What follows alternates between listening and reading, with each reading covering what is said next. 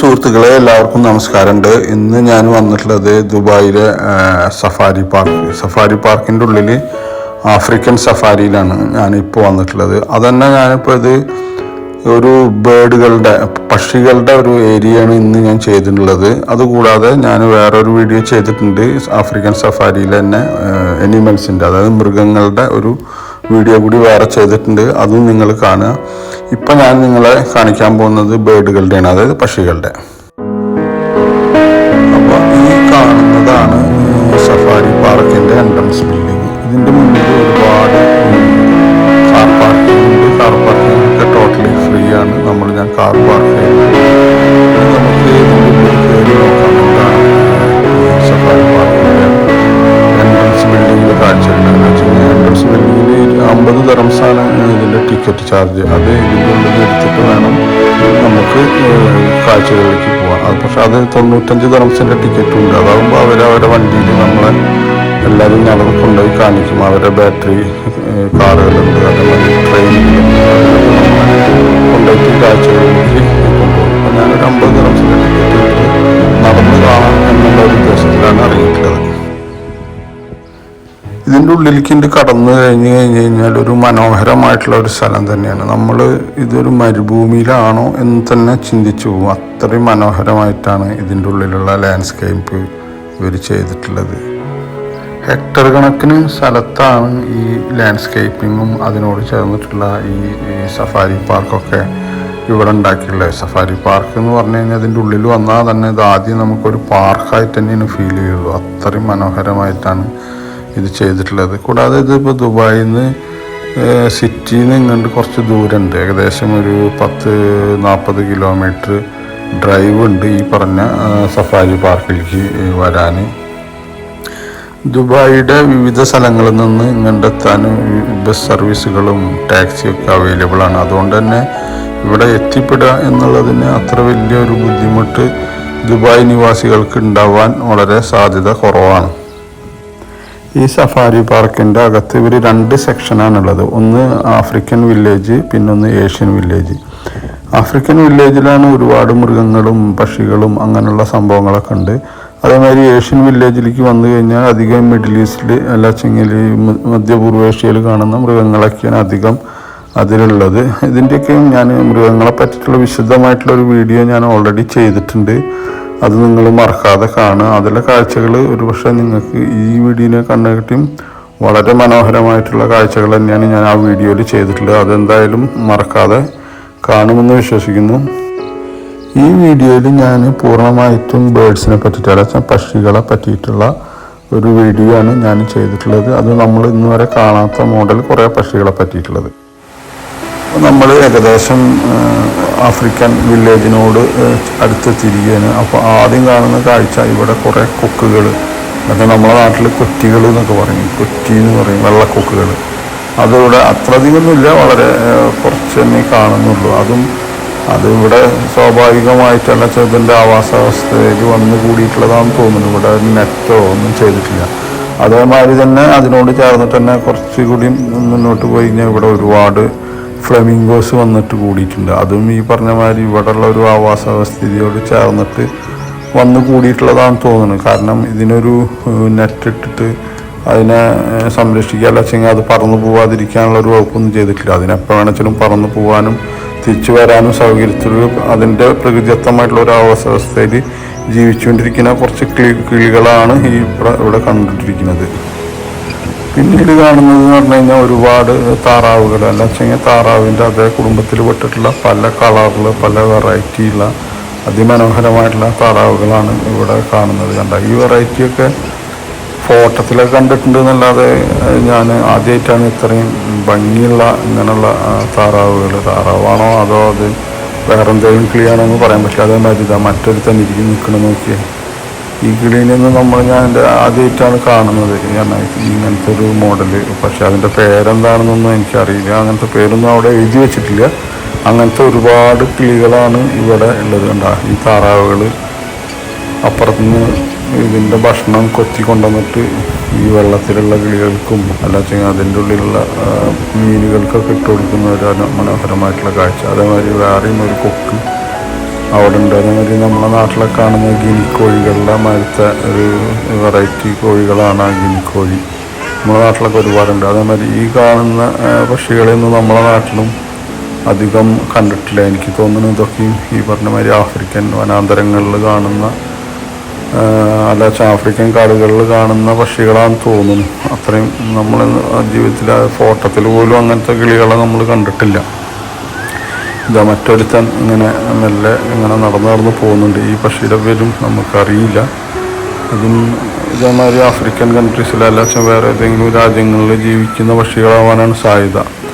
പിന്നെ അവിടെ അടുത്ത് തന്നെ വേറൊരു നമ്മളെ സുപരിചിതമായിട്ടുള്ള ഒരു മയിൽ, അതും വേറെ നമ്മളെ നാട്ടിൽ നീല മയിലാണ് അധികം കാണുക അല്ലേ, പക്ഷേ ഇതൊരു വേറെ വെറൈറ്റി മയിലാണ്. ഇങ്ങനത്തെ മയിലും നമ്മളെ നാട്ടിലുണ്ട്.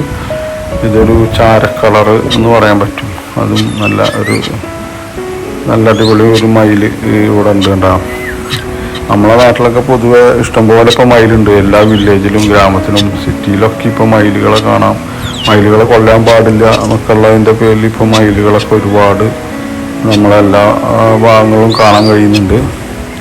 ഇത് ഒരു അതിനൊക്കെ വ്യത്യസ്തമായിട്ടുള്ള മറ്റൊരു കളറിലുള്ള ഒരു മയിൽ. അതുകൂടാതെ വേറൊരു മയിലും ഇതിനോട് ചേർന്നിരിക്കുന്നുണ്ട്, അതിമനോഹരമായിട്ടുള്ള വെള്ള മയിൽ. കണ്ട ആ മയിലും നല്ല സൂപ്പർ അതിമനോഹരമായിട്ടുള്ള മയിലാണ്. പക്ഷെ അങ്ങനെ കണ്ടിരിക്കുകയാണ്. അവിടെ നിന്നോർത്ത് നിൽക്കുകയാണ്. ഞാൻ ആദ്യം വിചാരിച്ച വല്ല സ്റ്റാച്ചു എന്ന് വിചാരിച്ചു, പക്ഷെ പിന്നീടാണ് മനസ്സിലായത് ശരിക്കുള്ള ജീവനുള്ള മയിലാണെന്നുള്ളത്. പിന്നീട് കൊണ്ട് പുറത്ത് മുന്നോട്ട് വന്നപ്പോൾ പിന്നെയും ഒരുപാട് കിളികളുള്ള ഒരു ഏരിയയാണ് ഇത്. കണ്ട ഈ കിളി എന്ന് പറഞ്ഞു കഴിഞ്ഞാൽ നമ്മൾ അധികം കാണാത്ത ഒരു വെറൈറ്റി ഒരു പക്ഷിയാണ് ഇത്. കണ്ട ഒരു കാക്കയുടെ രൂപമല്ല അതൊരു നീല കളറാണ്. അതുകൊണ്ട് തന്നെ അത് എന്താണ് അതിൻ്റെ പേരെന്ന് അറിയില്ല. പിന്നെ ഇവിടെ വലിയൊരു സംഭവങ്ങളൊക്കെ ഉണ്ട്. അവിടെയും ഒരുപാട് അതേ വെറൈറ്റിയിലുള്ള കിളികൾ വേറെയും കാണുന്നുണ്ട്. അതേമാതിരി വേറെ ടൈപ്പ് കിളി. ഈ കിളി ഞാൻ ശരിക്കും പറഞ്ഞ ഒരു ഫോട്ടോത്തിൽ പോലും അങ്ങനെ കണ്ടിട്ടില്ല. അങ്ങനത്തെ ഒരു കിളിയാണ്. എന്താണ് അതിൻ്റെ പേരെന്ന് അറിയില്ല. അതിമനോഹരമായിട്ടുള്ള കിളിയാണത്. കൂടാതെ ഇവിടെ ഒരു ഏരിയയിലേക്ക് വന്നാൽ പിന്നെയും ഒരുപാട് പക്ഷികളുണ്ട്. ഇതവിടെ മറ്റേ നമ്മളെ നാട്ടിലെ കാണുന്ന അതേ മോഡലുള്ള ഒരു മയിൽ. കുറേ കൂടി ഡാർക്ക് ബ്ലൂ ആണത്. ബ്ലൂ നല്ല മനോഹരമായിട്ടുള്ള ഒരു മയിലാണത്. അതേപോലെ ഒരു ചോപ്പ് തത്ത, ഇങ്ങനത്തെ ആ ചോപ്പ് കിളി നമ്മളെ നാട്ടിലൊക്കെ ഉണ്ട്. അതായത് മറ്റൊരു തത്ത, ഇതൊക്കെ നമ്മളെ നാട്ടിൽ കാണുന്ന ശരിക്കും സാധാരണമായിട്ട് കാണുന്ന കുറച്ച് കിളികളാണ്. മരിത വേറൊരു കിളി. ഈവൻ നമ്മൾ അധികം കാണാത്തൊരുത്തൻ ഇവിടെ അതിൻ്റെ ഉള്ളിൽ ഒളിഞ്ഞിരിപ്പുണ്ട്. ഞാൻ അവനൊന്ന് ഫോക്കസ് ചെയ്ത് നോക്കട്ടെ എന്താണ് അതേ കാരണം. പക്ഷേ ഈ കിളി ഉണ്ട് നമ്മളെ നാട്ടിൽ. പക്ഷേ ഇത് വേറൊരു മോഡലാണ്. അതിൻ്റെ കളർ വ്യത്യാസമുണ്ട്. ഈ കിളി നമ്മളെ നാട്ടിലുണ്ട് ശരിക്കും പറഞ്ഞു കഴിഞ്ഞാൽ. അത് പക്ഷേ വേറെ കളറിലാണ്, ചുവപ്പൊക്കെ ആയിട്ടുള്ള ഒരു കളറാണ്. ഇതൊരു പച്ച കളറിലുള്ള ഒരു കിളിയാണത്. എന്തായാലും അതും അതിമനോഹരമായിട്ടുള്ള ഒരു കിളികൾ തന്നെയാണ്. ഇവിടെ വേറൊരു തന്നെ ഇരിക്കുന്നുണ്ട്. ഇതും നമ്മളെ നാട്ടിൽ പൊതുവെ കണ്ടുവരുന്ന ഒരു വെറൈറ്റിയാണ്. പക്ഷേ ഞാനെൻ്റെ കണ്ടിട്ടുള്ളത് മഞ്ഞ, അതിന് വെള്ളയാണ്, തല വെള്ള കളറാണ്. പക്ഷേ നമ്മുടെ നാട്ടിൽ അതിന് മഞ്ഞ കളറിലുള്ള ഒരു തലയോട് കൂടിയിട്ടുള്ള കിളീനെയാണ് ഞാൻ കണ്ടിട്ടുള്ളത്. അതും ഒരു മനോഹരമായിട്ടുള്ള സംഭവം തന്നെ. പിന്നെ ഇതിൻ്റെ മുകളിൽ ഇങ്ങനെ വലിയൊരു ആഫ്രിക്കയിലൊക്കെ കാണുന്ന രീതിയിലുള്ള ഒരു മരത്തിൻ്റെ ഷേപ്പ് ഉണ്ടാക്കിയിട്ടുണ്ട്. അതിലൂടെയാണ് മേപ്പറ്റേക്ക് വരാൻ ലിഫ്റ്റും അതേമാതിരി തൂക്കുപാലൊക്കെ ഉണ്ടാക്കിയിട്ടുണ്ട്. അത് മനോഹരമായിട്ടുള്ള ഒരു കാഴ്ചയാണ്. നമ്മൾ ആഫ്രിക്കയിലൊക്കെയാണ് ഈ രീതിയിലുള്ള മരങ്ങൾ കണ്ടിട്ടുള്ളത്. അത് അതിമനോഹരമായിട്ട് തന്നെയാണ് ഇവരിവിടെ ഉണ്ടാക്കി വെച്ചിട്ടുള്ളത്. ശരിക്കും പറഞ്ഞാൽ അതൊരു മരമായിട്ട് തന്നെ ആഫ്രിക്കയിലൊക്കെ കാണുന്ന ഒരു മരമായിട്ട് തന്നെയാണ് തോന്നുള്ളൂ. അതിൻ്റെ ഉള്ളിൽ കൂടെ ലിഫ്റ്റും അതേമാതിരി തൂക്കുപാലൊക്കെ ഇതോട് കൂടിയിട്ടാണ് ഉണ്ടാക്കിയിട്ടുള്ളത്. അതിൻ്റെ മുകളിൽ കയറി നിന്നിട്ട് നമുക്ക് അതിൻ്റെ ചുറ്റുമുള്ളൊരു വിഷൻ കിട്ടും. അത് നല്ലൊരു കാഴ്ചയാണ്. കാരണം അതിന് ചുറ്റും ആഫ്രിക്കൻ സ്റ്റൈലിലുള്ള കുറേ വീടുകൾ, അല്ല ചെങ്ങയിൽ കുടിലുകളൊക്കെയാണ് ഈ കാണുന്നത്. ഇതൊക്കെ എന്ന് പറഞ്ഞു കഴിഞ്ഞാൽ ഒരുതരം ഓല കൊണ്ടുണ്ടാക്കിയിട്ടുള്ള കുറച്ച് ഷെഡുകളാണ്. ഷെഡുകൾ എന്ന് പറയാൻ പറ്റില്ല, റെസ്റ്റോറൻറ്റുകൾ ഇതൊക്കെയാണ് അതിൻ്റെ ഉള്ളിലുള്ളത്. അവിടെയൊക്കെ നമുക്ക് വഴിയെ പോവാം. ഇത് കണ്ട മറ്റൊരു കിളി, മറ്റൊരു പക്ഷി. ഇത് നമ്മളെ നാട്ടിലും അധികം കണ്ടിട്ടില്ല. ഇതൊക്കെ ഈ പറഞ്ഞ മാതിരി ആഫ്രിക്കൻ കാടുകളിൽ കാണുന്നതാണെന്ന് തോന്നുന്നു. അധികം നമ്മളെ നാട്ടിൽ കാണാത്തൊരു വെറൈറ്റി ഈ പക്ഷിയാണത്. അതേമാതിരി തന്നെ അവിടെയും മറ്റൊരു മയിൽ ഇങ്ങനെ നിൽപ്പുണ്ട്. അവനും പറഞ്ഞ മാതിരി സ്റ്റാച്ചു മാതിരി ഇങ്ങനെ നിൽക്കുകയാണ്. ഇളകണൊക്കെ ഉണ്ട്.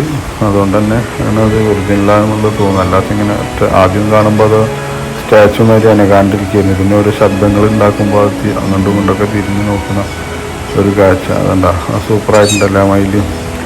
അതേമാതിരി ഇതിൻ്റെ ഉള്ളിലൊക്കെ നല്ല ചെടികളും പൂക്കളൊക്കെ ഉണ്ട് കണ്ട. പിന്നെ ഇതിൻ്റെ ഉള്ളിൽ ഇവിടെ ചൂട് കൂടുതലായതിൻ്റെ പേരിൽ തന്നെ ഇതിൻ്റെ ഉള്ളിലൊക്കെ എയർ കൂളറുമാതിരി കണ്ട ചെറിയ ഫാന് വെച്ചിട്ടുണ്ട്. ആ ഫാനിൽ നിന്നൊക്കെ ഇങ്ങനെ നമ്മളൊരു മിസ്റ്റ് ഇങ്ങനെ വന്നുകൊണ്ടിരിക്കും. അതായത് ജസ്റ്റ് തുള്ളി വെള്ളത്തിൻ്റെ കുറച്ചൊരു സ്പ്രേ ഉണ്ടാവും. അതുകൊണ്ട് തന്നെ ഇതിൻ്റെ ഉള്ളിൽ കുറച്ചൊരു തണവും കാര്യങ്ങളൊക്കെ ഉണ്ടാവും. ഇതിൻ്റെ ഉള്ളിൽ മറ്റൊരു സംഭവം വെച്ചെങ്കിൽ ഇത് ഒരുവിധം കിളികളും അലച്ച പക്ഷികളൊക്കെ അതിൻ്റേതായിട്ടുള്ളൊരു ആവാസ വ്യവസ്ഥയിൽ ഇങ്ങനെ തുറന്നു വിട്ടേക്കാണ്. അതിനെ ഒരു നെറ്റൊന്നും ഇടാതാണ് ഒരു വലിയൊരു ഏരിയ. അങ്ങനത്തെ ഒരു രീതിയിലാണ് ഈ കിളികളൊക്കെ ഉള്ളത്. പിന്നെ ചില ഏരിയയിൽ വന്നു കഴിഞ്ഞാൽ ഈ കിളികളെ അതേമാതിരി നെറ്റൊക്കെ ഇട്ടിട്ട് അവർക്ക് അങ്ങനെ പറന്നു പോകാൻ പറ്റാത്ത രീതിയിലും ചെയ്തു വെച്ചിട്ടുണ്ട്. ഇത് മറ്റൊരു ഏരിയയിൽ ഇതന്നെ നമ്മളെ നാട്ടിലൊക്കെ കാണുന്ന സ്ഥിരം താറാവുകൾ അല്ല വെച്ചെങ്കിൽ അത് പല കളറിലുള്ള താറാവുകൾ ഒരു ഏരിയയിൽ അങ്ങനെ അതും ഈ പറഞ്ഞ മാതിരി അതിൻ്റേതായ ഒരു ആവാസ വ്യവസ്ഥയിൽ അങ്ങനെ തുറന്നു വിട്ടേക്കാണ്.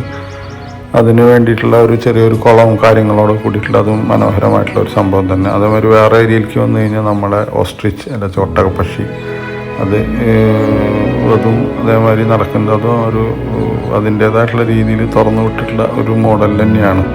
പിന്നെ ഇതിൻ്റെ ഉള്ളിൽ ചെറിയ കുറച്ചൊരു സോവിനീർ ഷോപ്പുകളൊക്കെ ഉണ്ട്. അത് ഇതിൻ്റെ ഇവിടെയുള്ള മൃഗങ്ങളുടെ തലയുടെ ഷേപ്പിലുള്ള കപ്പുകളും കിളികളുടെ ഷേപ്പിലുള്ള കപ്പുകളും അങ്ങനെ ഉള്ള കുറച്ചൊരു സോവിനീർ ഷോപ്പുകളും ഇതിൻ്റെ ഉള്ളിൽ ഉണ്ട്. കൂടാതെ ഞാൻ ഈ ആഫ്രിക്കൻ സഫാരിയുടെ തന്നെ മറ്റൊരു വീഡിയോ ചെയ്തിട്ടുണ്ട്. ഞാൻ മുന്നേ പറഞ്ഞിട്ടുണ്ടായിരുന്നു.